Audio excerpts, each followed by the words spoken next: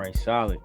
All right, man. Peace and blessings, everybody. Welcome back to another episode of Triple Double Leadership Come with on. my big brother, Big Alt. What's going on, Big Alt? You good? Man, feeling marvelous right now. Marvelous. Huh? Feeling on top of the world, Top Cap? of the world. You know how we do attitude check? Attitude fine, sir. Come on. Let them know. Man, we got an absolutely glorious episode today. Absolutely glorious episode, man. We very, very excited. This might be our first virtual joint. Yeah, first virtual joint. This might be our first virtual joint.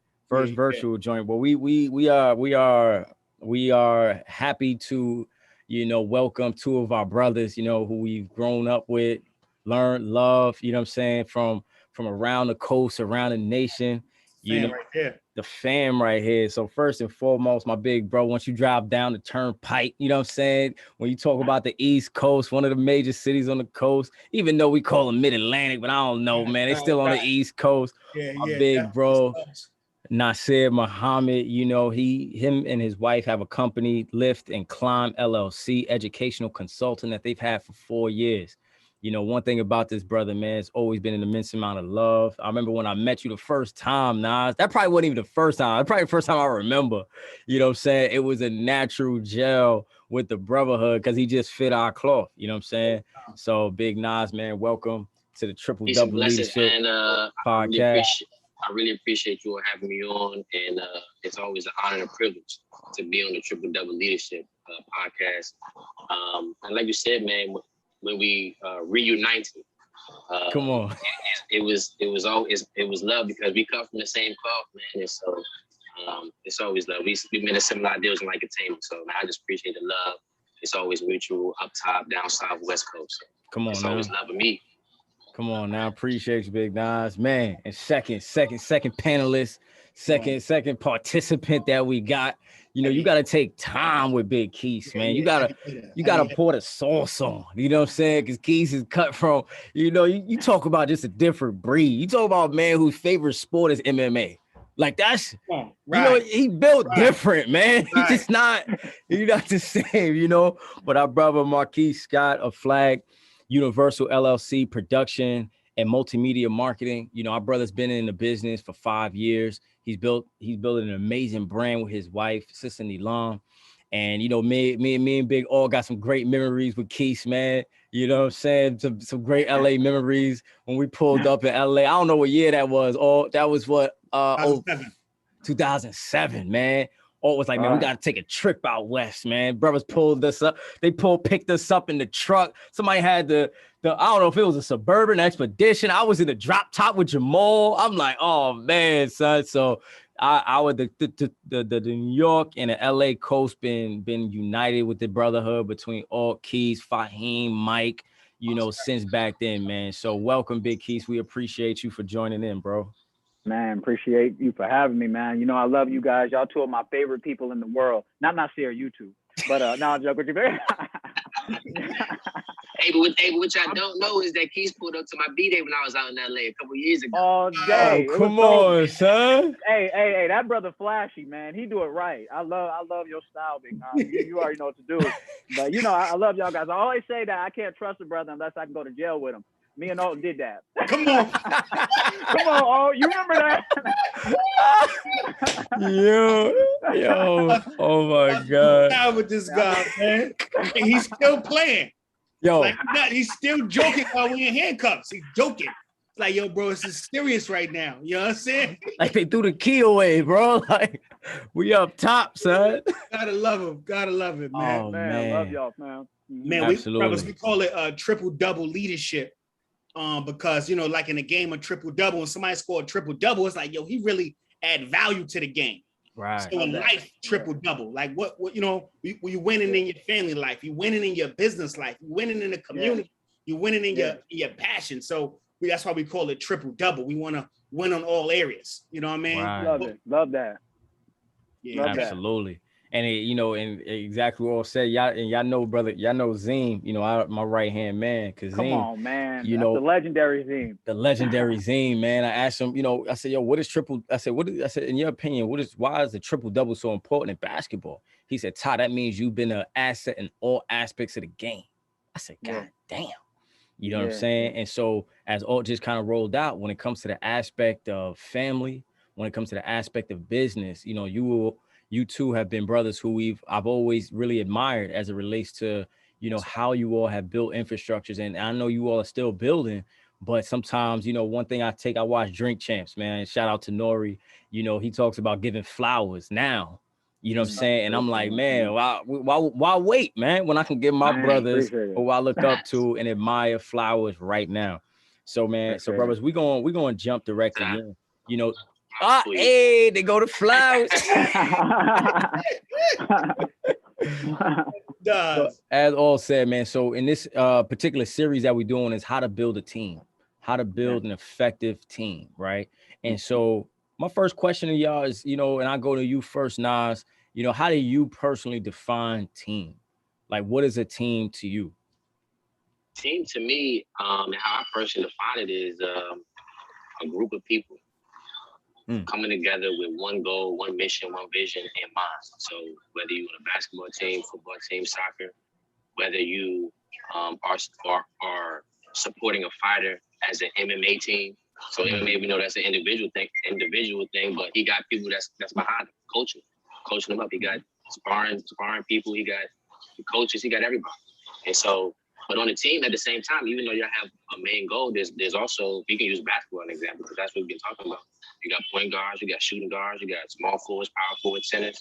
You got some people that score points. That's their main job. You score points. But then we got people that say, all right, well, you specifically for getting rebounds. Right, Howard, you getting rebounds, you blocking shots. Don't worry about scoring points. We need you to get rebounds. We need you to block shots and get dunks. That's it. Brian and Russ, they gonna score the points. AD, they gonna score the points. Shout out to the LA Lakers. What's up, Keith? What up, That's what I think of the team. Everybody got a role and responsibility. Nobody jumping in anybody else's lane. You see what I'm saying? And so that's how I define team. Man, that's tight. That's tight. Big Keith, let me take it over to you, man. How do you personally define a team? I'm gonna show you how by supporting what Nasser said. You see what I'm saying? As a team. That's a team. I think he nailed it. I think he nailed it. I think it's a group of people coming together with with the same with one vision. Sometimes people don't even know the full vision, but if they just know to do their part, I think team when you have just chemistry, when people know how to do their part, they know their expertise and they work in their area and their lane and they don't step over each other. I think working together with a solid chemistry towards the same goal, I think ultimately is how I would define it. Man, that's solid. Yeah. I mean, one thing that both of you all kind of just stated is something about goals. You know what I'm saying? So when it comes to, defining a team, it's not about the individual doing what they want, doing what they feel is best. It's about understanding what the overall goal, which should be something that everybody's bought into. Right, that everyone is invested in, that they really begin to see themselves and is attached to. So that's tight. That's tight, man. So that's tight. No, now we love this is one of All's favorite questions. Yeah, absolutely. Faye, go ahead, All, take that question, man. So come on, man. It's not like Ty said. It could be from anywhere. And anywhere. I know, men are masters of arguing over top 5. So we're not doing that now. You know what I'm saying? Top 5 anything. Top 5 cheeseburgers. Top 5 in and out. You know what I'm saying? Whatever. But what is top 5 socks, top 5 shoes? You know what I'm saying? What's one of your favorite teams? Meaning that when you see that team and it inspires you, you take notes from that team. It could be from anywhere. But what's your favorite team? Then me and Todd say ours. Go ahead, Keith. You take this one. Man, that's a big one. That's a big one because I'm gonna give an answer and then later on I'm gonna be very mad about it when I think about it. This was my thing, man. You know what I mean? So right. So I guess I won't say Death Row Records. I'll start with. I'm gonna go with. It's weird. Sometimes the best teams don't work long term. Sometimes because it just be like this moment of gold that everything works for this simple moment and then it. It just, and then when it just doesn't work, it doesn't work. But Shaq and Kobe is like, I just feel like nothing was stopping them, man, when they were going. You know what I mean? And I know they have their personalities, but it's very rare you got two animals like that. And I love how different they were. Like Shaq couldn't even like shoot a free throw, but Kobe's killing everything around. So no matter what, Kobe is killing every single area you can put him. But no matter what, the powerful force in the middle, when you come to that middle, who owns that middle is Shaquille O'Neal. He's gonna run it, and then when you got all the other guys, they just got to do their part. But I think Shaq and Kobe for me, they were some animals for me. I loved how they worked together. I love the power with the talent just coming together in the way that they moved. I think they were brilliant. And I think he had said on one interview, he said if they'd have stayed, he said he could have seen them winning like 5-6 more championships. I don't know how you to stop that. Kobe's hard to deal with from the outside, from anywhere, and then Shaq on that inside, that was a powerhouse. He didn't have to worry about a free throw. Kobe can make 81 points. He got you. So you know he good, son. He got you. He got you on the cut. Shaq and Kobe. Shaq and Kobe. You can't even think about that one. What you got, Nas? Hey, so we're gonna keep the support thing going because you know me and Keith on the same team. He gave you Shaq and Kobe. I'm gonna give you the 2020 AD and LeBron Lakers. Oh. Why do I say that? It's because everybody said LeBron was the washed king. They said he was done. And a lot of times when we get older, people think that we don't still have the tools and resources that we once had. And so LeBron showed people like, yo, just because I don't still have the athletic prowess, he said, I don't need that. He said, my biggest asset is my mental. He said, I take over the game with my mental mindset. Not only that, but I got young AD right here. He got the perimeter on lock. He blocking shots. He was up for Defensive Player of the Year. They had Dwight Howard. Like I said, Dwight Howard, you specifically for blocking and rebound. We don't got no, we got a lethal shooter with Danny Green on the outside. Danny Green, you hit them shots. He was the either 2020 version of your man, Derek Fisher. Derek Fisher was with Kobe and Shaq. We got Danny Green. You see what I'm saying? And so that's my team right there. But I'm gonna give you one more honorable mention. Y'all not thinking about this. I'm giving you Floyd Mayweather, the money team. Ooh, nice. I like that. He was undefeated. I like he that. was undefeated. Like I said, boxing is an individual sport, but he's not out there by himself. He still got a sparring partner. He got a coach. When he in between rounds, he go to the corner. Who he talk to? He talk to his team. He talking to his team. He ain't talking to himself. He getting the ins and outs. Okay, hit him with the jab, stick and move. Hit him with the uppercut. You see what I'm saying? So I'm gonna give you the 2020 Lakers. I'm gonna give you Floyd Mayweather, the money team, 50-0, undefeated. 50-0. I'm gonna piggyback on that one too, on the Mayweather one. And I love that you did the money teams. I want to single out the actual Mayweathers. Roger Mayweather, the father Mayweather, and Mayweather, for how they was all kind of champions before. But what they were doing through their careers, they were perfecting it all the way down to Mayweather, you know, who's like, he comes out and just becomes a straight perfection of what they were doing. And sometimes teams are generational, you know, something started back then. And then when you pass that baton, and them sisters, man. Them racing teams. We can go all day. When I get thinking about it, man. That's good. He said the Mayweathers. That's a real area. But I like how Keith did that. He said sometimes the team is generational, so the team didn't really get perfected until it got to Floyd. Come on. So Roger was doing this. Roger was doing this thing, but Roger was just the foundation. The team got perfected when it got to Floyd, and now should be 50-0. But the team is generational. The team is the lineage. Man, that's why we love this question. I mean, y'all both left on us. I ain't know where it was coming. Yo, man, let me go ahead and put my Avengers away. I was gonna say, come on, Capo. You know, my Avengers joint. You know, Batman, Robin. No, that's strong. That's strong, brother. Wow, Mayweather team. Okay. Yes, all right. Let me roll up with mine. I gotta let all go last, man. I gotta pull mine. You know, just and all knows, you know, whenever I rated my top 5, there was one person who always sat in my top 5. And it was because, you know, he fed my gangster, man. You know what I'm saying? I can't front. I was blessed to come up in a good home, in a very good home. Moms, pops, they was from Harlem. I grew up in Jersey, North Jersey. You know what I'm saying? Good upbringing, balanced home. You know what I'm saying? Nice. But Jada always fed that part of the kid. You know what I'm saying? Just that hood gangster part. Like Jada, you know, Nas, Jada's Got a Gun, one of my favorite songs. It's probably the most ignorant, but it's just, I don't know what it is, right? But the LOX. And then of course we just came through the verses, right? And just to see the execution. And to see Sheik and Styles not see it robbery to take a step back because their man is that guy. Because Jada's that guy. And I think when it comes to a team, to know your strengths and know your weaknesses, not to say that they got weaknesses, but when you got a Kobe, when you got a Jordan, when you got a LeBron, and your job is to feed your man, you know, it takes something in you to know, like, nah, yo, you got the ball. You got it, son. Like, my man Jada was like, yo, man, they not rapping their words, big. Like, I'm like, man, for my man to go, I was like, damn, son. But I think there's something about humbling yourself, and that's something we're gonna go further into later on. You know, when you are on a team, but you see a shining light, you see it in your brother, you see it in your sister, you see it in your wife, or whatever it may be, to amplify that light. And to feed that and just play your role as it relates to that. If I make the beast, damn, I make the beast, but my guy's that guy. You know what I'm saying? Right. Oh man, I gotta pull out LOX on this one, man. You know what I'm saying? Gotta pull out LOX. Even on that recent interview, Breakfast Club, Sheik was like, yo, when your man is hot, why you keep giving him the ball? He said, I had some other joints I want to play. He said, but you know what? Hot. He said, why would I?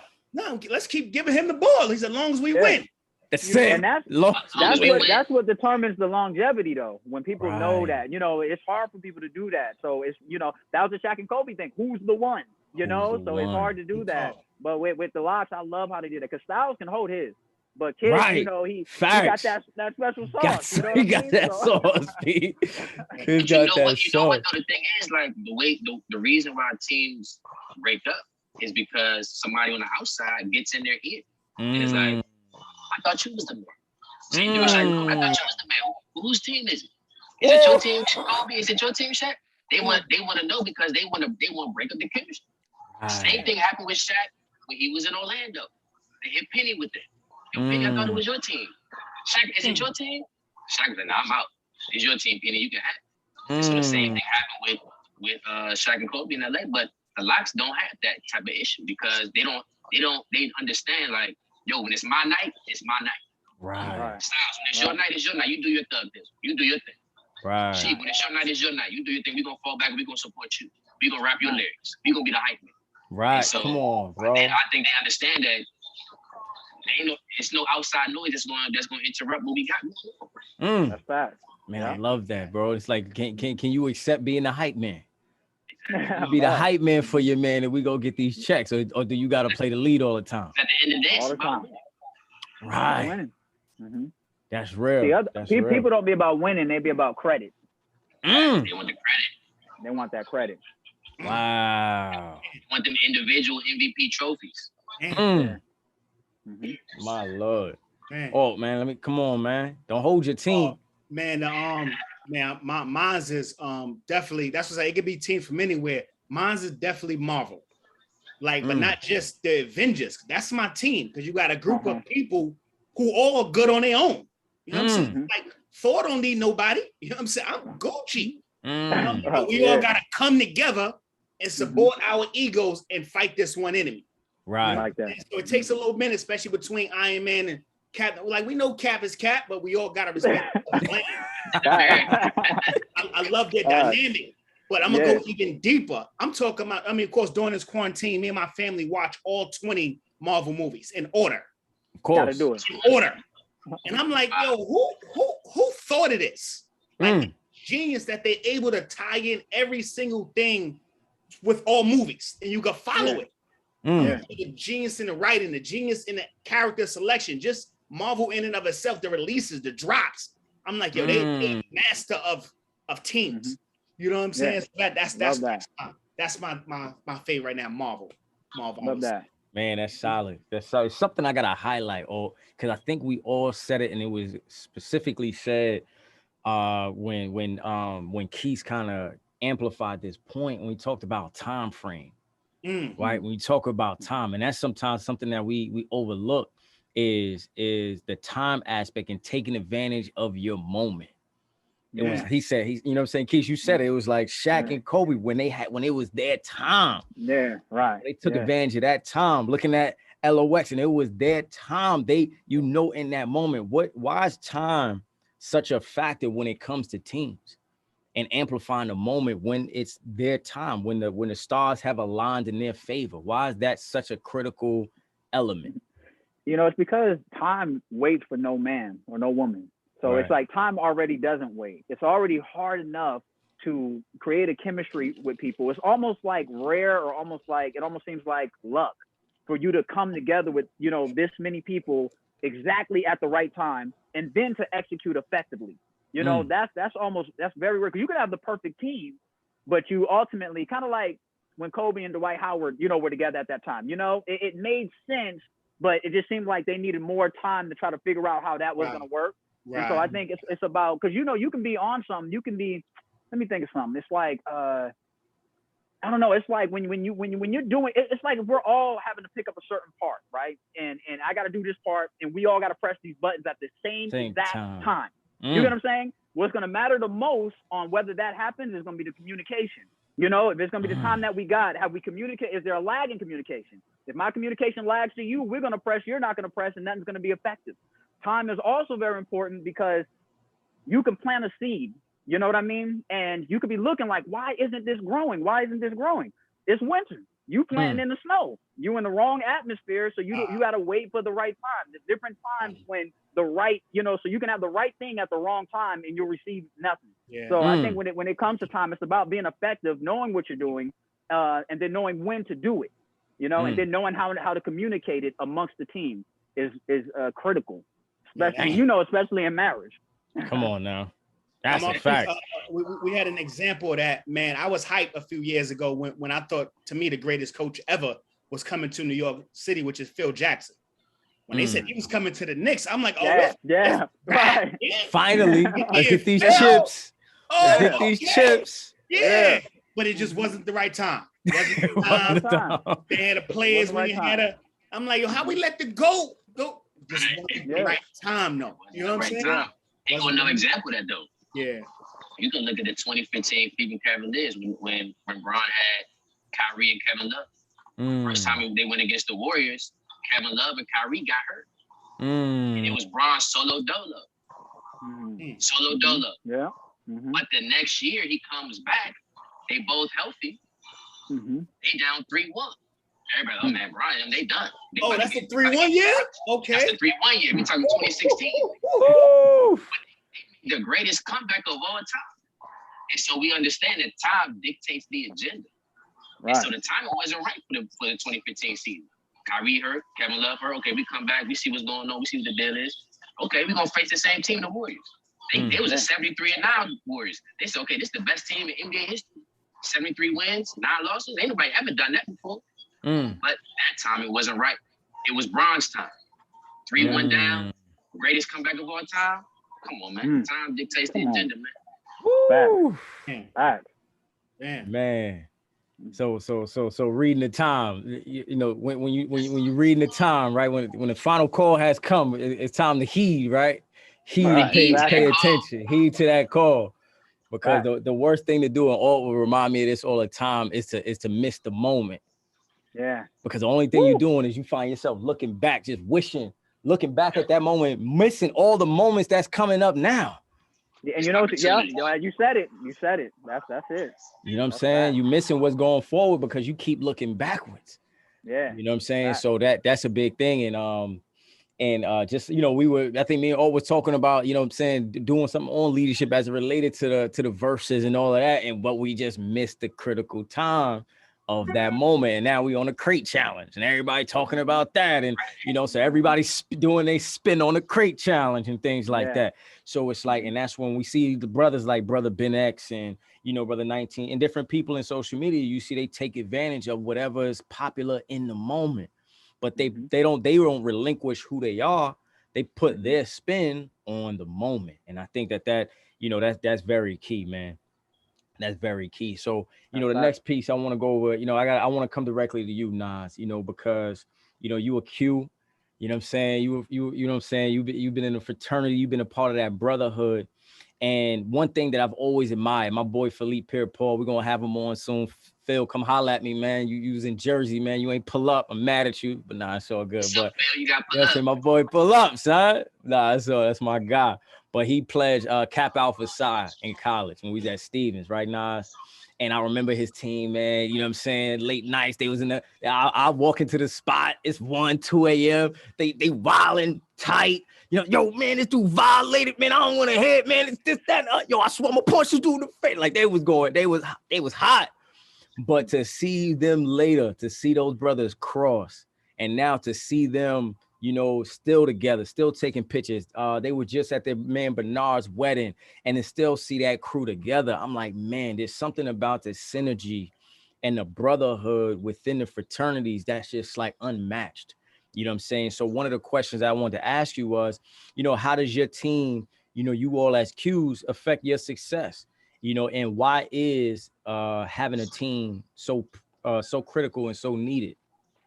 I would say that being a Q, being a part of Omega Psi Phi Fraternity Incorporated, like when you go through that fire with somebody or a group of men, that right there gonna bond y'all together for life.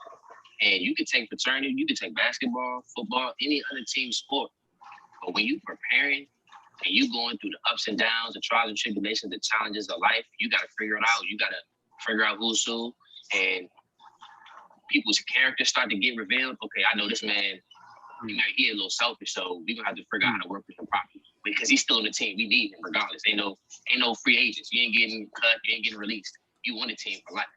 You see what I'm saying? So you got to figure out, okay, how we work with all these different characters, how we work with all these different personalities, so we can understand how we can complete our goal, how we can complete our mission. So I think that when you go through that fire with a team, when you go through that fire with other individuals, that bonds y'all together for life. So once I get through those challenges, once I get through those obstacles, you're like, man, you sit back, you look back, and you laugh at them like, man, I can't believe we did that. I can't believe we overcame it because it was so hard in the moment. You're like, man, I don't know how we gonna make it. But because I persevere, because I uplift each other, because I use manhood, because I use the scholarship that y'all learn through life, you understand that we need each other. We got each other's back. And so through Omega Psi Phi Fraternity Incorporated, I think that I really learned and understood the major importance of working with each other as a team and understanding that there's no free agents. We can't just kick you to the curb. We're going to figure out how to work through our challenges. We're going to figure out how to atone. We're going to figure out how to reconcile. And then we're going to move forward. And so I think that really helped me to be successful. Man, that's tight, bro. And you said something so critical, bro. Then I think that's essential for all teams, any team that you're building, is going through the fire, going through that struggle, you know, coming out on the other side, because they say, you know, fire purifies, right? You know, it's something about going through that level of adversity that when you commit to making it through to the other side, that you come out with something. But when you come through with a team and with your brothers, it's a different bond, man. You know what I'm saying? And I think, like, I can even do another example, like you in the foxhole with your homies, like, it's all I got. I got to depend on him. I gotta trust that he gonna do his job. Right. I guess if I can't trust him, we can't get this done. I can't trust that he's gonna do his job. I can't trust that he's gonna make it happen. Then we might as well just hang it up. I mean, look at Keys and they was in the drink together. They was locked up together. I also know that's why I was joking, because I knew I could trust that we good. Right, you know what I'm saying? I could go, this is nothing. We together, we good. We good, son. Allah gonna bring us through this. They good for life, or they was in the foxhole together. You already right. know. And that's what thing I think is tight just about all four of us, right, man? We done, you know, just being in the nation, we done been out in the cold, you know what I'm saying, in Detroit, no coats on or limited coats, because LA y'all ain't had no real coats, so y'all was out there scarves and scullies and 0-degree weather. Right, you're like, where they jackets at, man? Y'all got jackets on the west. We didn't know there's different kind of wind. Oh man, but it's real. So it's like, please, we say this. So you know, we didn't put this in Marquis's bio when we talked about him, but we got to add in there drill master. You just oh man.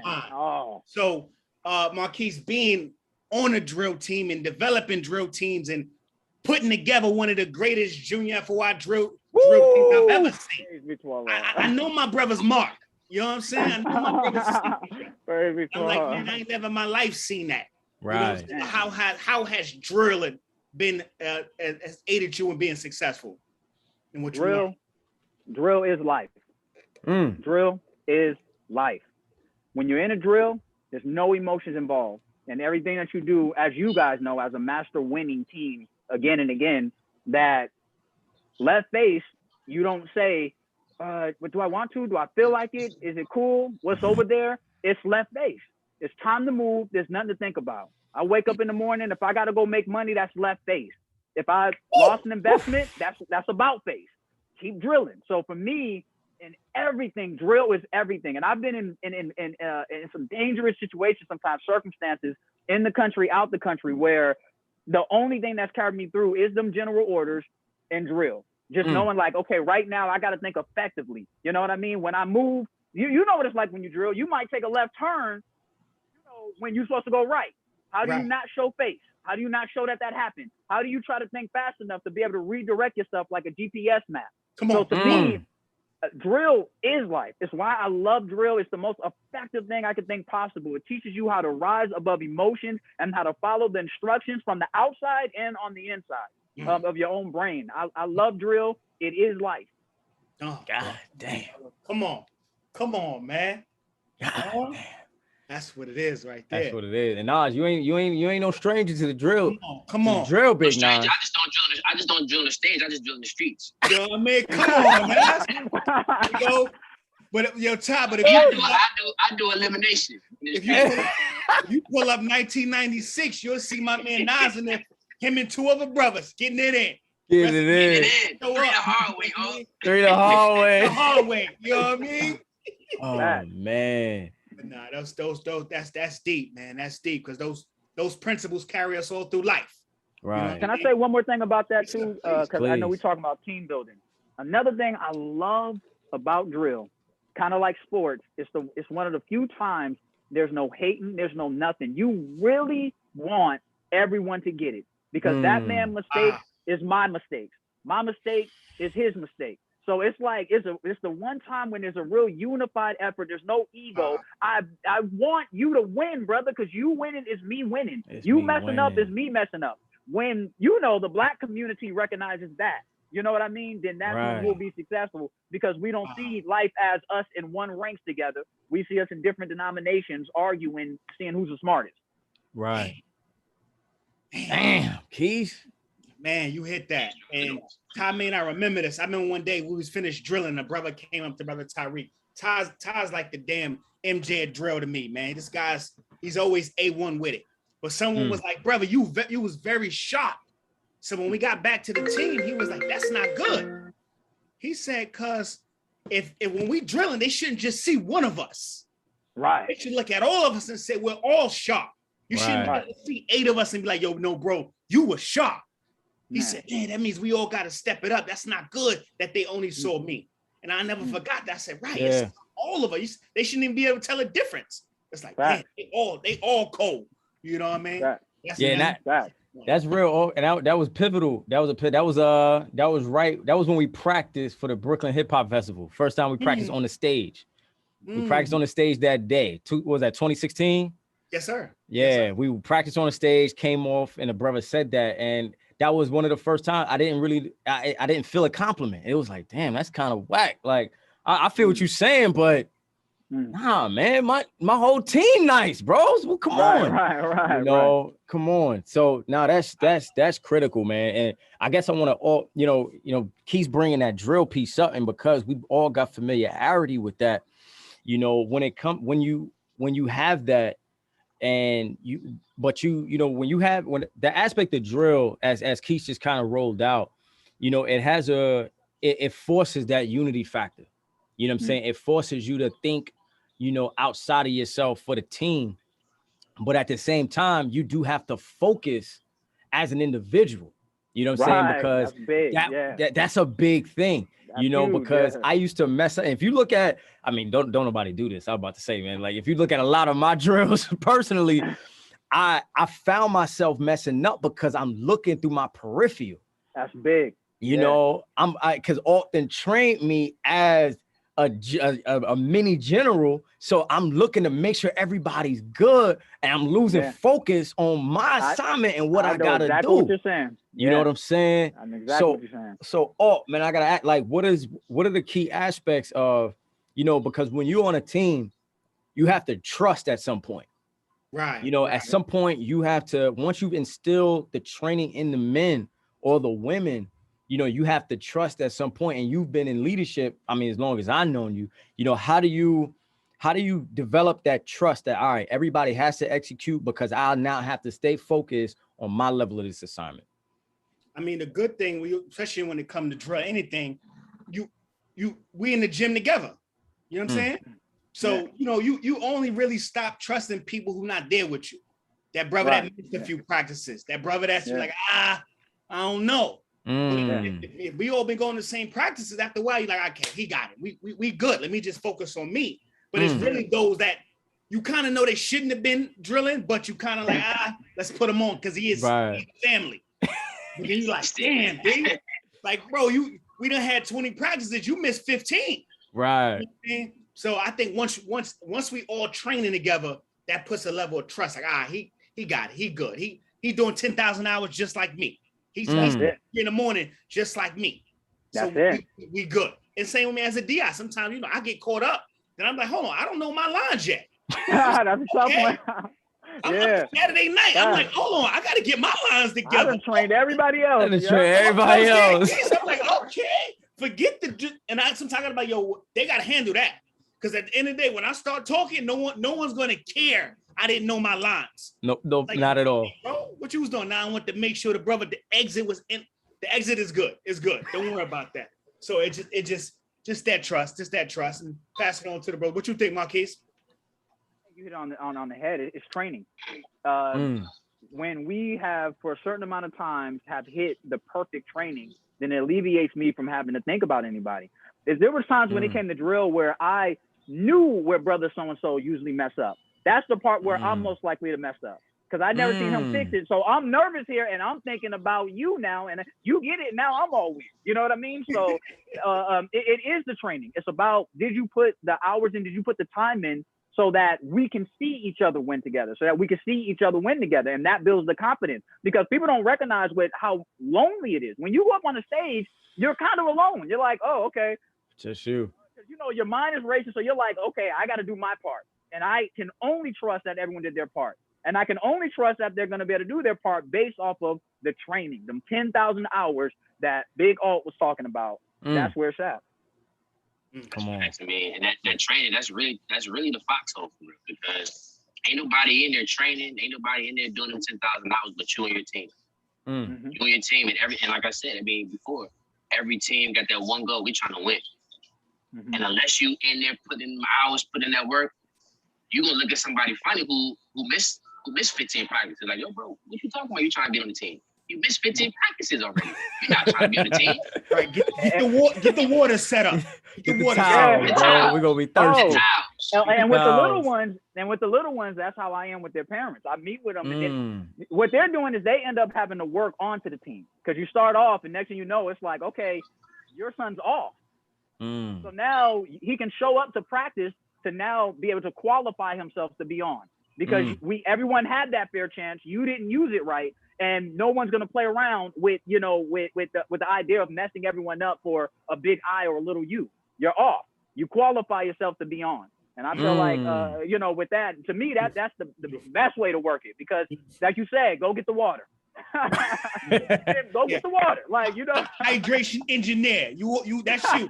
Give him a good name. You know what I'm saying? High quality H2O. We need it.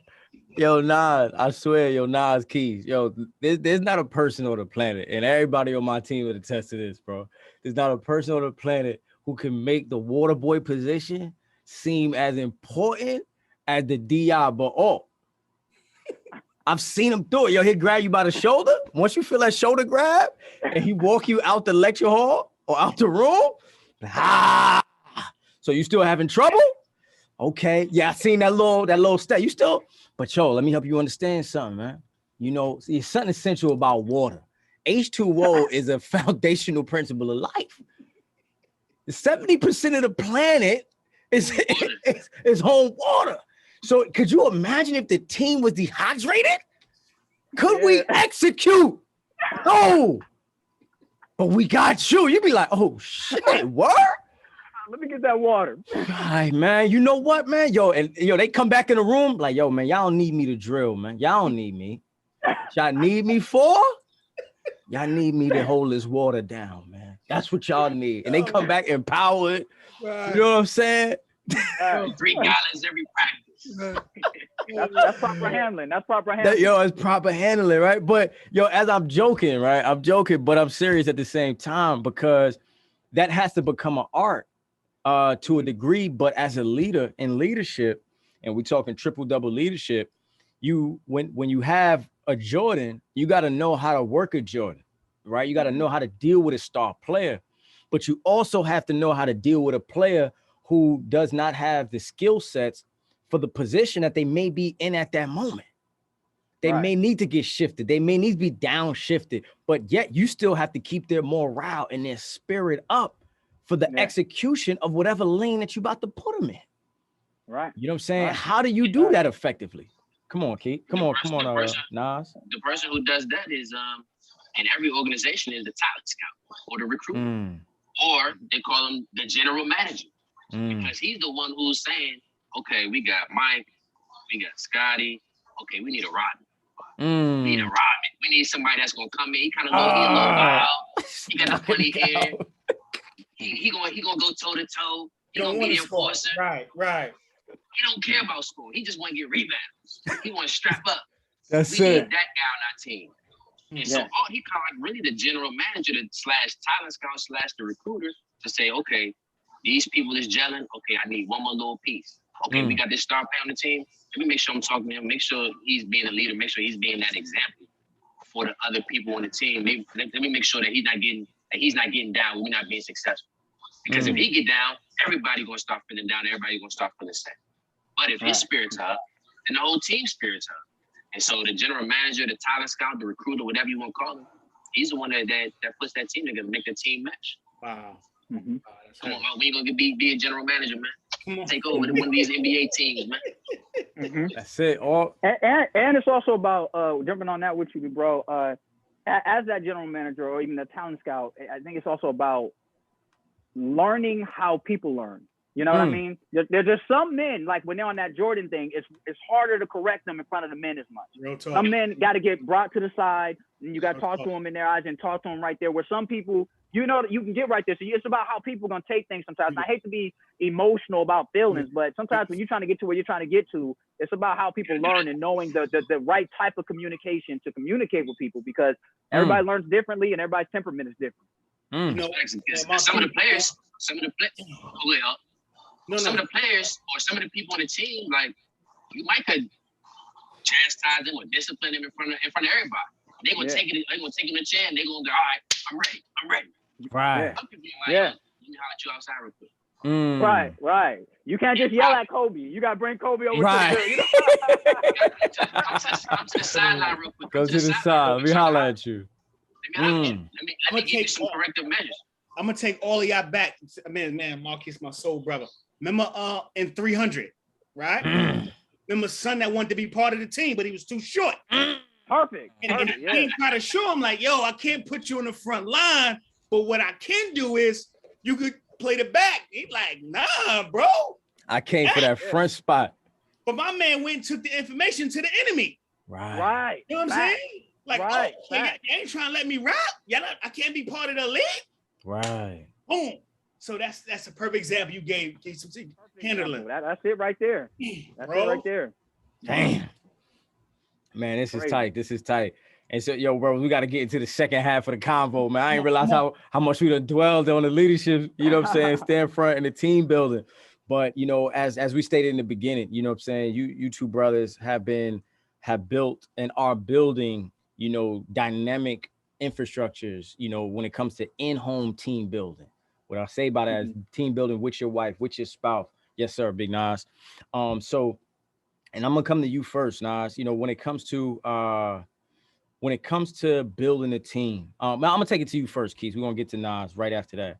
Okay. Keith, I've looked at, what I'm saying, you as from an outsider, what I'm saying, you built, you were with your brothers, building at the music group anew. I remember seeing you all on X Factor. I remember seeing the Vogue photo shoot, and I'm just like, damn, son. I'm like, yo, what? Praise the I don't Lord. know what's going on. Like, they killing it. And then as time progressed, to see you begin to see your wife's brand begin to build. And from a outsider looking in, I knew whose hand was on it. Not to take anything away from your wife. I just knew your skill set and your visual IQ. So I'm like, I'm looking at the videos. I'm looking at the brothers switch in and out of the clip, disappear, reappear. I'm like, wait, all she's doing is turning. Where'd the brothers go? I'm like, wait. I said, Keith's gotta be here. Like, Keith's doing something back here. But when I called you and we talked, you know what I'm saying? You told me, you said, Ty, you have to read the time. He said, I knew it was a time. Can you speak on that, just as it relates to you making a choice to invest in your wife as you read the circuit of time? Yeah, and I think that usually the way I don't want to say I'm an energy. I don't want to say hog, but energy. Energy is like my leader. You know what I mean? Like, so when I'm into something, there's an energy that you when you stand aware and you're on. You're like, okay, the energy is going here for me, and it's not necessarily there for me. Because underground, when I was building Nilam's project, I was still doing the new projects. You know what I mean? So for me, it was more about where the energy moves for me, because it's going to direct you and it's going to take you to where you need to go. So I feel like I think I forgot the question, but I don't know, what was the question? Because I didn't know if you were saying. No, it was like, how do you know, like, when it came, because what you had to do at a certain point was just read what was going on in the time and make a choice and say, all right, man, I'm gonna fully invest in building, this piece with my wife, where she is the brand, she is the forefront, So I'm with we're out in France, like 4 months, literally, so we're out there performing, making music, productions, partnerships, all this kind of stuff. And I remember when I was out there, I'm looking around and I'm seeing hijabs and all this kind of stuff, and how they were so more mixed in out there, more than, it was in America. And I remember thinking to myself, like, this right here looks more like the future, in the sense of, I don't think America's on this in as far as inclusion. You know what I mean? Of just including this type of thing. So it made me just think a lot about it. Of course, I would never go and try to get my wife to do anything like that or anything. But when I go back home and I'm doing this new project, Nilam, we're working doing all this stuff. One day she just gets inspired, looks at me and says, she saw girls online. She's just like, you know what? I think I want to do this. Like, I'm this kind of person where I want to cover my hair all the time. I'm just like that. And right then and there, that's that energy. My mind is just like, you was in that alignment. This was in that alignment. The time seems right now. You can jump the curve on this and get ahead of it. She's thinking who she genuinely wants to be, which is perfect, because you need genuine people. And I'm thinking marketing. You know what I mean? So immediately I feel like when the stars align, it's about being aware. It's like an eclipse, it's moving like this. Get on it. You know what I mean? Like, it's not. So it's a perfect amount of time, the perfect movement. I'm the kind of person who's always going to, if I don't know it, I'm gonna put in the time to do whatever it takes to make sure that I can enrich my own knowledge, so that I can be on time with whatever has to happen. But I think for me, it's just about following energy, knowing where the energy is, because it's not my personality. I can't quit like a new. I can't. The only thing I can do is be doing energy, and then once things start to move, other things can slip off easier for me. Because if I quit something, it can depress me. If I just stop and I'm like that, so for me, I never stopped. I was exactly with the new movement right into the Imam. It was mixing right through. So energy is a big one for me, to keep it honest. Wow. Got you. Now, Big Nas, I know your time is limited, but I want to ask, you and your wife are building an amazing company as it relates to education. Where do you begin when building a team with your wife? There's a lot of bros out there. A lot of our sisters are, in some cases, are more advanced, right? Or they're moving on a certain trajectory. So they kind of got infrastructure and things set. And the brother's sitting back, either he's on his 9 to 5, struggling, trying to figure out how to get the bread up. his wife's doing their thing, but it's separate. They don't include it in their mind. It's not, you know how long it took me to think, wait, I'm science teacher dad of science teacher mom. Like I had to fix my mind and be like, wait, right, I done put some bread in this joint myself. Like I'm an investor. Like, goddamn, I gotta figure this out. But not a solid investor either. Yeah, not sound loud. Like I want the money back. God damn it, you know. But, you know, like, where do you begin to build that team with your wife? You know, and what role do you play, and like how do you fulfill those functions? I say that we're building a business and building a company. You know, I had the vision of, you know, starting this business, starting this educational consulting firm based on my experiences with education. And so while I had this vision, I'm thinking like, hey, who could I build it with? But I already got a partner or a business partner in my house. And so I think about it, it's like, okay, while I had this vision, it's like, okay, I can do it without you, but I'd rather do it with you because I know that we're stronger as a team together. And then I always think about, you know, the Warriors, and their slogan that they always had was strength in numbers. And when you think about that, it's like, okay, well, I know my wife gonna see things that I don't see because I got blind spots. It's just certain things that I don't see. And so I know my wife is gonna be thinking about it. I know she's gonna see it. She's gonna point out, hey, what about this? What about that? Have you thought about this? Have you thought about this marketing? Have you thought about this Google? Have you thought about Yahoo? Have you thought about this company to do this, X, Y, Z? Have you reached out to these type of clients? And so these are things that I may not be thinking about because I may be focused on the big things, but she's just so in tune that she may focus on the fine details of a matter. And so I may be somebody, I may focus on the forest. She focus on the trees. And so that it just goes hand in hand. And so I think when it comes to building a team, like I always gotta go to my wife and say, hey, what do you think about this? And get her opinion on whatever the matter is. Because she's gonna be my number one advisor. I know she's gonna have the best interest of me, best interest of my family, and best interest of our business. And so when you think, if you married and you thinking about starting a business or you got a business, always try as much as you can to include your wife. Because she don't want to see you fail. She wants you to be successful. Because you're successful, the family's successful.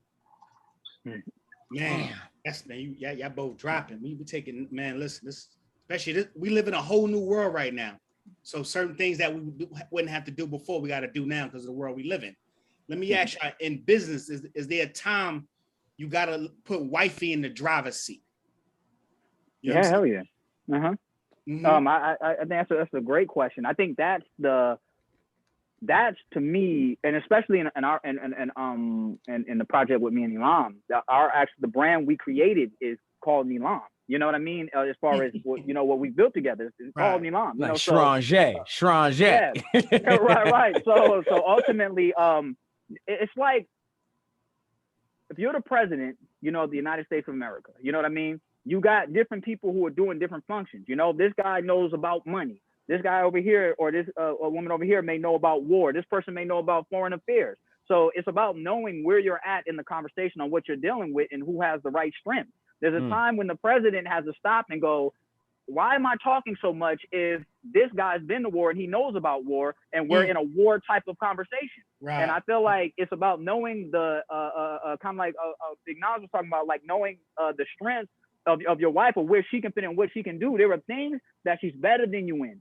And that has a lot to do with the courtship and figuring out what you liked about her. When she was working, when she was out there in the world, when she was not remembering those type of things, to remembering like, this is what you was good at. And the thing about marriage after so long, and we've kind of all been married for a minute, a lot of those things start to bury sometimes when it comes to relationships and stuff like that. So sometimes you got to go back and remember, like, she used to.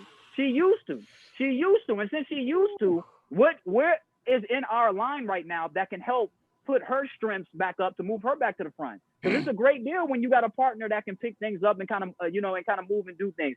Jay-Z don't need to be singing if Beyonce know how to sing. You know what I'm saying? Like, it just, there's a way that you got to go about it, and you got to know when it is. And that's a big thing about being humble. You know what I mean? Like having the level of humility. I've always learned, that's what I like about drill. It is drill. Sometimes you the DI, sometimes you in the ranks. And I love being in both. You know what I mean? When you can have you can be the captain, when you talk to the lieutenant, you know, you're the one giving instructions, but you also got to know how to take instructions from a minister who's talking to you. So your wife can sometimes play the role of that lieutenant under you and can play the minister above you sometimes, depending on where you're at and the right temperament. So I feel like having your wife drive and pushing them forward and finding out where their areas are at, especially now, because this is the time when they're empowering our women, not so that they can be for us, so that they can be against us. You know what I mean? So they're giving women platforms. They're giving them all these things because they really don't want them looking out for us. White men are building black women up for them. You know what I mean? Like, they're not building them up for the black man. You know what I'm saying? Facts. So if you're not pushing her forward and knowing how to support her and move her, then she's going to be observing and watching a world that is doing that to everyone else, but with bad intent. So I feel like it's a big thing to know. And that's what partnership is now. Marriage today is not like it was, 40 years ago. You know, there's even a lot of places need to have 2 incomes, depending on who people are. So I feel like it's not about feeling guilty about what works for you in your setup. I also feel like it's about knowing what they can take and what they can't take. You know, I don't think every relationship needs to go into business together. You know, some people can't do that. So it's about knowing who you're dealing with. My wife supports me. I used to call her the number 2 member of a new, because she was so supportive. She was a part of everything I did, and because I had to travel so much, I didn't feel like being that guy who's gone. And your wife, I've included my wife on everything. If I could bring the family on the road, I bring them. If I can't, then she knows about stuff. We're in this because I feel like it's just messed up when you're gone as a man. It's them old days where blah, blah, blah. I didn't want to live that. I wanted to live a life. So the more I allowed her to participate a part of my projects, the more she started to become a very effective unit in the project. And it's the projects that I was leading that taught me that I can work with her, even if to build a brand, to support her and to be behind her. So I definitely feel like there's a time to let them lead if you're humble enough. Wow, Case. Huge, man. And it just reminded me that we believe in respect, protect, honor, and elevate the Black woman. Like, we've been talking about that for years. And I think now, like he said, like, society is now trying to elevate the Black woman, not for us to benefit from it, but for the white man. But we already know that Black man, Black woman, that's the biggest team, or that's the best partnership of all time. And so because we know that Black women for centuries have always had our back. And it's now like he said, like, marriage is not what it was 40 years ago, where men, kind of just off doing their thing, never come home, or they'll come home, eat, sleep, and then go back out to work. Nah, men are actively making a change as a father, as a husband, and doing things that are necessary around the house, in the streets, doing both, not just being limited to just one activity. And so I think you always got to include your wife in things. Nas, we definitely editing your part about doing things around the house out, just so you know. He about to mess it up. You know what I'm saying? Mess it up. Like, Nas said, yeah. Like, I'm not on Nas' level yet. He's an ultimate husband. You know what I mean? I was just about to say that about Keith. I'm like, the whole part about bringing her wherever I can. Yeah. I might have to like section that whole joint. Like, Medina, don't even listen to that part. Like, I brought you where I could too. That's probably not the truth, but all right, cool. But man, both of y'all said something very key that, before we continue, I want to highlight, Nas said something about, who has a better interest in your success. And when he said it, it resonated so deep, because I'm like, right. Because, we say it as a brotherhood, definitely. You know what I'm saying? My success is Key's success. Key's success is Nas' success. Nas is Alt's. But when we talk in-house, my success is literally her success. Literally. Because our financial backing is tied into one pool. Failures. And failures. Like, she takes it all. Whether I win or whether I lose, she's eating that. All of those decisions. So, right. Who better to bring a part of that team aspect? And something that you said, Keys, as it related to drill. And because I thought about it one day, Alt knows that I'm the type, when he tells everybody to fall in, most times he's not talking to me, but I'm always going to fall in, because I don't want to ever think I'm elevated to any degree, right? But one day I'm in the rank and I realized every time he says left, right, I could be at the lead. The moment he says left, I'm on the same line as my brothers now. There's no hierarchy. There's you know, the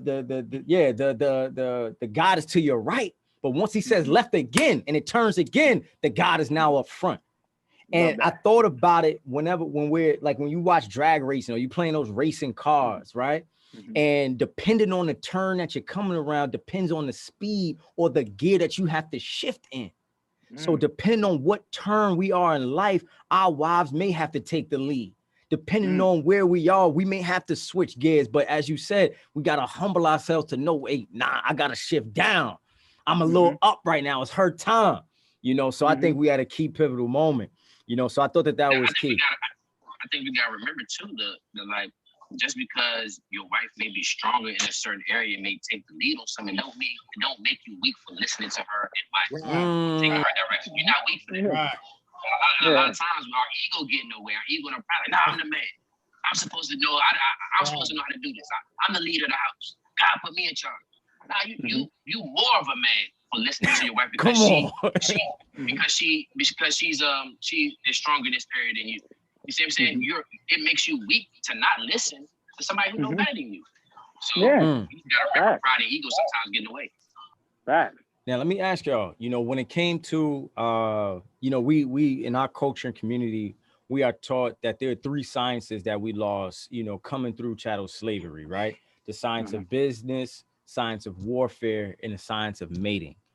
Now, I'm asking, you know, a question to you all is, when a brother or a person or a man is considering getting married, you know, how important is that attribute of being able to work together on a team? You know, how should we be looking for that? How can we test that in the courtship process? You know, because we might see a sister, we might see a woman be like, "Dad, she fit all the physical criteria I got. Like all the dimensions, boom, boom, boom. Yup, she fits that." You know, but and a lot of times we're not vetting other aspects that are going to be integral in marriage. Like, how do we begin? How do we, not, I won't say coach, but what advisement can we give someone when it comes to considering those items, and how to vet being able to work together as a team as we enter into courtship or enter into marriage? I think when it comes to courtship, one of the biggest mistakes people do, especially men, is we jump into it as if the idea that we have to shape somebody or make somebody or this, that, or that.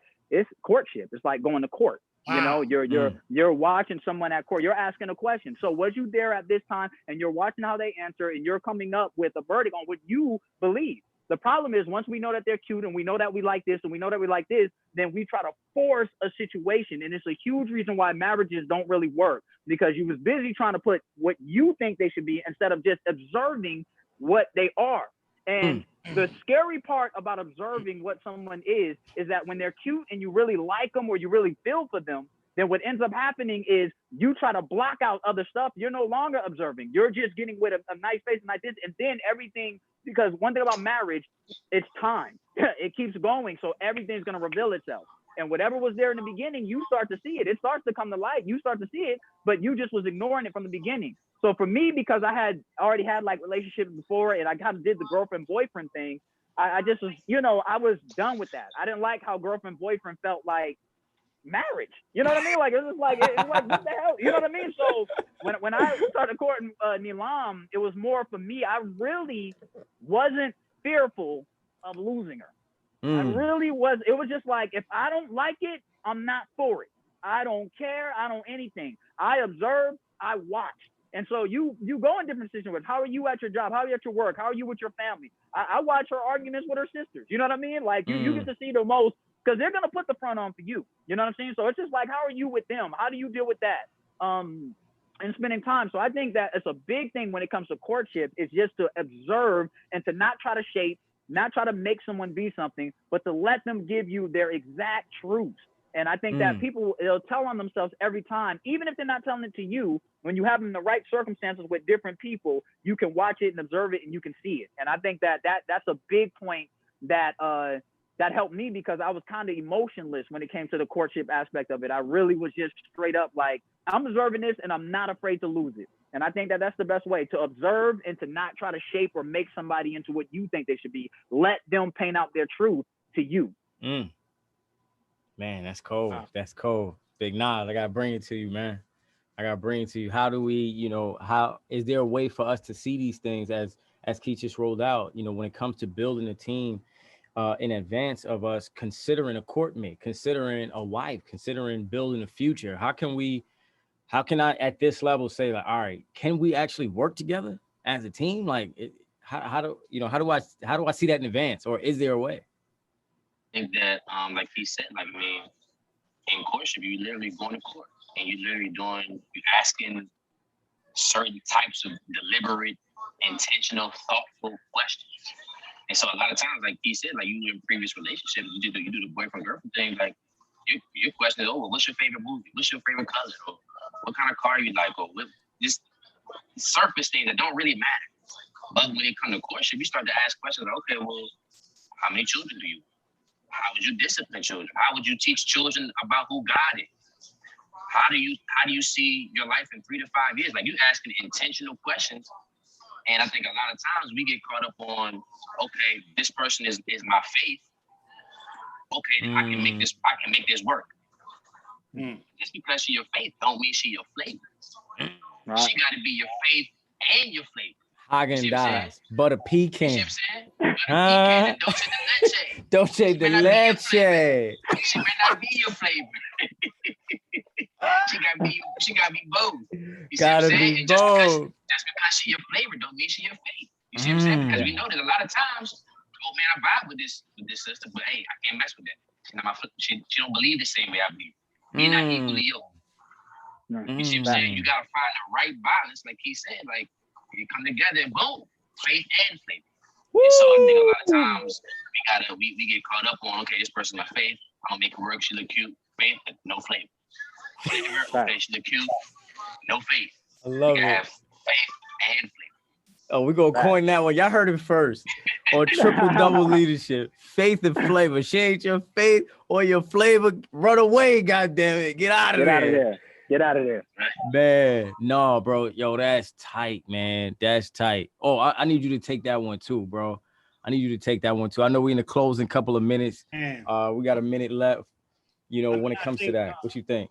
It's knowing, I know I'm a team guy. You know what I'm saying? And it's personality. I'm a team guy. Like, everything in me is about the team. Like my wife knows she can't even talk about the team. It's argument. Like, oh, what you mean? What you mean? Hold on. Oh Lord. I know Kazim is wrong, but goddamn it, so what? You know what I'm saying? You know what I mean? So I know I needed someone. You gotta have someone that fits your personality. You know what I'm saying? Yeah. All of us need different people. Like I knew I was a social person, so I needed someone that can be social. You know what I'm saying? I needed someone that could move in a room just like I can move in a room. And I'm not worried about, is she in the room? Is she in a corner talking to herself? Like, yo, you got to be able to move. You're looking weird right now. You got me looking weird. You know what I'm saying? You know what I mean? So I would literally make my wife watch certain movies on purpose. Like, nah, man, you got to watch Godfather. You got, like, mandatory. We need Godfather. You know what I'm saying? Mando. Donnie Brasco. Mando.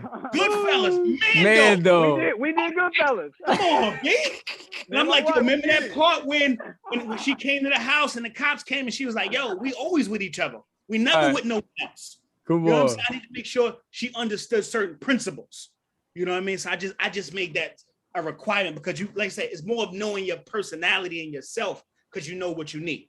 You know what I'm saying? You know what type of person you need in your life. So that's what you got me thinking about time. Man, solid. And it's we hit that hour. I know you gotta go, Nas. And I'm gonna just say this as we close. Now you can click off if you gotta go, big bro. I don't want to hold you. All right. Hey, I'm coming back on whenever the next one is, man. Peace, love y'all, man. Love you, bro. Man, love you too, man. Nas' wife was like, you talking about me? Yeah, literally. I say, Nas, you gotta go. Gotta get up out of here, man. Man, one thing I can say just on that closing point before we close it, man. I was, before me and Medina had got married, we were working together for a long time. She was the lead on the sister's end. I was the lead on the brother's end. And so we worked together, many projects, many initiatives. So I knew her work ethic.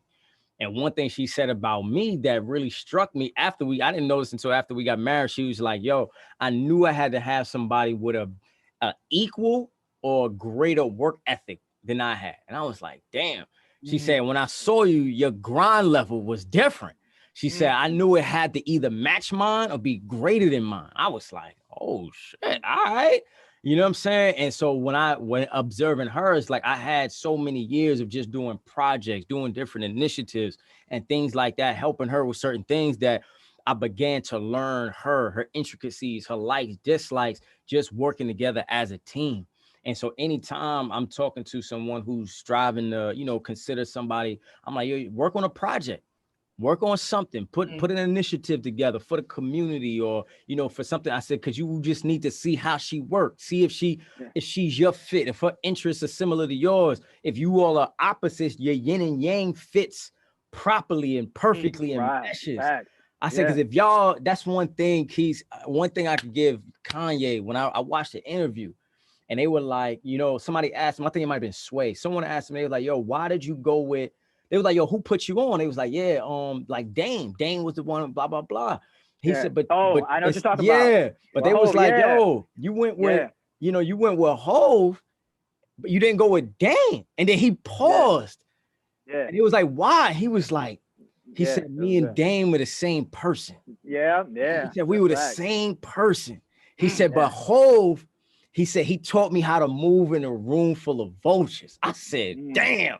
He said, I knew I could learn something from Hov. And I was like, man, I said, so when you're building that team aspect with someone you're considering, you know, to build your legacy with as your wife, it's important to look for those yin and those yangs. It's important to know, like, if I'm here and she's here, we're going to be able to coordinate and do this. But when you don't have those opportunities in advance, you know, sometimes it can be harder to vet. But if you look for those opportunities, you know, that can work out real great, man. That can work out. I even want to piggyback behind that and jump on the really with the podcast name. Give me the name again. Triple double leadership. Triple double leadership. You know what I like about that? That triple double. It's about how many points you can put on the board, but it's also about how much you can assist. And I think that, you know, it's the perfect name because it's exactly what marriage is. Come on. God damn, that's a soundbite right there, Keith. That's a soundbite right there, Keith. And it's funny. I know that's part of the triple double, but damn, it just it's different just now, brother. man, this has been absolutely amazing, dynamic, man. This has been amazing. I know my man Keith had to bounce, but this has been an amazing episode. I know. Nas, my bad. I know Nas had to bounce. Hold on, Ty. How many years you been married now, Keith? About 11. 11. You got 11. Where you at, Ty? 8? I'm at 8. 8. Okay. I'm at 10. Oh, come on. We in there. Okay. Nah, but Tyreek, one thing I give him about respect I love about Ty, man, is ever since I met him, he looked over and he's like, like ahead of time that was that, you know, him and his wife, I wish more like really young people had that kind of mindset where it protects women a lot, I think too, from when, you know, in men, you know, when you kind of got someone that you serious about, then even though you guys allowed each other the time to go to college, you allowed each other the time to do everything you needed to do before it was right. And I really love that about you. So I know you did your 8-year joint, but you know, you allowed her space to be her, and you had your space. And I really always admired that about you guys. Man, praise be to the God, bro. We should be at VSK classes, right? Sitting there, and for some reason, the professor would always choose Medina and Ty to do techniques. Yo, man, and she didn't get him at all, bro. Yo, you know Keith, her technique game was crazy. I'm like, yo, they gotta get married, because she not playing with that. Yo, bro, hey, yo, Keith, I swear to everything I love, man. That's why I'm like, when it came to our courtship process, it was so long because I'm looking at, you know how you sit back and look at a movie, you like, oh, he was involved, she was involved, they was involved. I'm looking at like just the fact that we went to prom together. You know, she went to mine, I went to hers. Professor, as he said, we're always in Medina. Yo, I used to really be like, yo, you got a problem? So why are you punching me so damn hard? Like what is wrong with you, son? And she loved to go with men because she could really try her joint. I'm like, yo, you really hurting? Like, what's up? You know, but it was one of them joints. I'm like, nah. And I remember, Keith, I swear to everything I love. The day I fell in love with this girl, she played me, bro. She played me, Keith, because she was going to tennis and I was going to football practice. and I missed one of our classes, one Thursday class, because I had a legitimate injury, like my goddamn leg or something like that hurt, and I missed the class. So I came to class the next week. She like, yo, why you missed class last week? I was like, yo, I hurt my leg. She like, that's the reason you missed class. She played me like, yo, you corny. I'm like, yo, bro. First off, son, don't play me like that, son. You know she a chin. Yo, she's a chin, bro, for real. You know what I'm saying? So I was like, nah, I gotta conquer this one. This the kid, Shout out to her father too. Shout out to her father. Man, Father Dr. Chin. V, Chin, shout man. out, bro. He, you know what I'm saying? When I look at, I have an amazing father by Allah's mercy and grace. And when I'm able to see other amazing dads and to see the way his daughters feel about him, it's like, yo, he's done. It's something in the chin soup. Something he put in that in the chin in the Kung Fu Panda soup. Something he put in there. The noodles. Something in the noodles, man. I always admired that about the East Coast, because the father stuck around. Over here, for some reason, they just was like, you know what, I'm gone. Like they had a time limit to be with us in LA. They was like, you know what, I'm done with this. Too much sun outside, man. The fathers on the East Coast, they was cold. They had to go home. You know what I mean? Like literally. Shout out to her pop too, but you hitting bullseye, bro. For real, they just bounce. Like, okay. They had a timeline. Like, you know what? You 10? I'm done. I had 10 years in me. Y'all good. You grown. I gave you enough juice. You gotta go figure it out on your own. Yeah, you grown, man. Stop it. Stop crying. Like facts, man. Oh man, I know we closing out. One thing we always like to leave with, Keith, is do you have any books on leadership, any books on team building, or any resources really on team building, podcasts, anything that you feel like, yo, man, I read this book. It's been integral in my development. I recommend it. You got anything as it relates to books or literature that you recommend? I guess I'll go, since we're doing, because different books have been critical to different times in my life. Like there are books that have saved my life, that have saved my marriage and done different things. I think when I was coming into marriage, Sister Ava's book about relationships, that was a really good one that I Real Love. I really appreciate that. Sister Ava, attorney, or is she attorney or doctor? She's one or the other. She's one of them big ones, right? Yes, sir. I love when she was talking about how she wanted to do things to hold her husband down. So she had to, she wanted to, but she didn't have the time to just iron his clothes with the career that she had. But she knew how to hold it down and say, you know what? I'm going to set it up to where it hits the dry cleaners. I'm going to do this. She still held down them areas that were needed, but she had a profession. So it was about getting it done. And I love that about that book. That's really big on how me and Elam move, because sometimes some of the pressure that's on Elam, but we still run a traditional family unit. We still run it where the man does this, the woman does that, but we also, mix in. And when this got to happen, I'll take the cooking. I'll take to that. I just make sure I cook really bad so that she don't want me to do it no more. You know what I mean? Like, you got to find if you're going to do the dishes, dirty, so that she's like, oh, I appreciate your attempt, but I don't, you know what I mean? You got to do a little tricky. Yo, Keith is a fool, bro. I make sure I don't do it good. Oh man. Another book, and another time when I was we hit a real low. When we got together, I had got investors. My first company, a new production, we had got a $2 million deal, investors, everything, the whole nine. My bills were of the front money I was getting from that. I lose an investor. My bill said, you need an investor. Oh my gosh, just how far we fell. Me and Elam, $5. We literally at the 99-cent store. When you buying eggs at the 99-cent store, you know what I mean? Like that means something crazy. Yeah. So in that trial, there's a book called Still in Velvet. That book saved my life, because I fell from that $2 million deal, and that book talked me into going to get a job at Fry's, which was one of the worst jobs I ever had. But I did it with a smile because I understood why I was doing and what I was doing. I was proud to hold my family on my back. I was proud to do what I had to do, even if it was me going back to that surprise. Like, you know what I mean? But I was happy about it. Man of Still in Velvet was a strong one for me. His wife wrote Fascinating Womanhood, the one for the women. So I read The Man of Still in Velvet. My wife wrote another one. And then the last one, since I've been in marriage, after that 10-year struggle, when you in there, that 11, and you've been in there for a deep amount of time, and now you got to do it, The Way of the Superior Man. That book right there, The Way of the Superior Man is a way that it gives you the psychology of women and just how they think differently. Like there's things we don't even think about. Like think about sex. You know, it ain't done. You know what I mean? Regardless of what you doing or whatever happens, that's the way men are. Them, they live with sometimes an unsatisfied life, and they communicate like that. You know what I mean? So I hate to get all graphic, but everybody married here. So you get what I'm saying? So I'll stop like, that's a little deep. That's a little deep for me.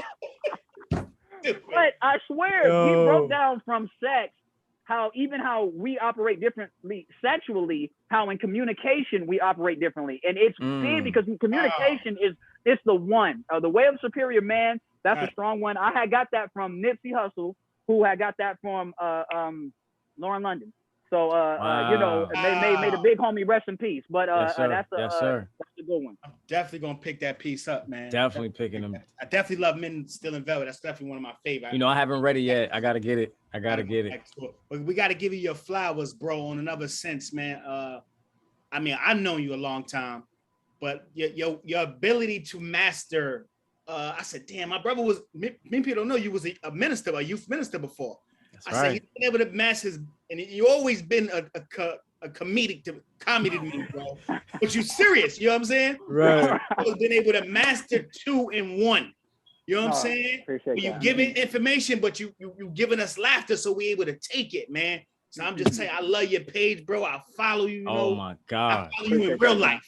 But in real life, right? Too, bro, I'm like, damn. Man. Oh, and my number one team, the real 8, you two, man. Y'all two is a solid team to keep it above. We were talking about earlier, like what team you love. You two have always been solid. It always just seemed like y'all know how to let the person play their role. Oh, another thing, when I was saying that sex thing, that women live an unfulfilled life, that didn't mean that my wife lives an unfulfilled life. I just want to make that clear. I don't want niggas to start, they go around like Keith ain't really doing the right. No, right. I got the steel in the velvet. Just let it. Yeah, you're a fool. Make that very clear. Keith, stupid, man. Yo, Keith said I got the steel in the velvet, man. Right. Oh man, yo, this has been nothing short of what I thought it was going to be. Absolutely. You know, we got light, life, power, and laughs. So we got it all in this, man. And one thing I can say about our West Coast team, you know, Mike Amir, you know, one of the other big homies on the West Coast. You know, he told me something that the minister had said to him. You know, what Minister Louis Farrakhan said, "I need 1,000 ministers." You know. And Keith told me about a conversation he had with the minister. The minister told him that the application that they are working on and they developed NFA Studios was a part of his ministry. And I'm like, wow. And then as I see you, Keith, and what you're doing with taking the hijab, you know, brand with you and with your wife and elevating that and making that, you know, a aspect of defining womanhood and, you know, being comfortable and confident in who you are. I'm like, and you taking your comedic balance and ministerial balance and information and perspective and that being your ministry and seeing Big Fahim and doing his thing on the business front. I mean, buying properties, they doing their thing. I'm like, man, animals, right? Yo, we doing like, that's when as I said earlier, I love Drink Champs. Shout out to Nori. And because, you know, giving flowers, you know, to our brothers right now, while we can smell them, while we can appreciate them, this is what it's about. You know, and this is what Triple Double Leadership is about. It's about highlighting the leadership aspect of seeing leadership in everything, seeing the leadership aspect in everyone. Because many people, everybody who doesn't say that they're a leader, they're typically our leader. They've run away from the light because they don't want to take on the mantle. They don't want to pick up their cross. But regardless, they're going to have a cross on their back. It's just their opportunity to pick it up and get the reward that's on the other side of the adversity that's in front of them. All right, man. But yo, we've been on here. I appreciate you, Big Keys. Love you. Love y'all. You know I love y'all to the dirt. We love you too, Big. Oh, man, appreciate you, Big Brody. We Triple Double Leadership. We over and out. Love it. All right, love y'all, man. Peace and blessings. Love y'all too, man.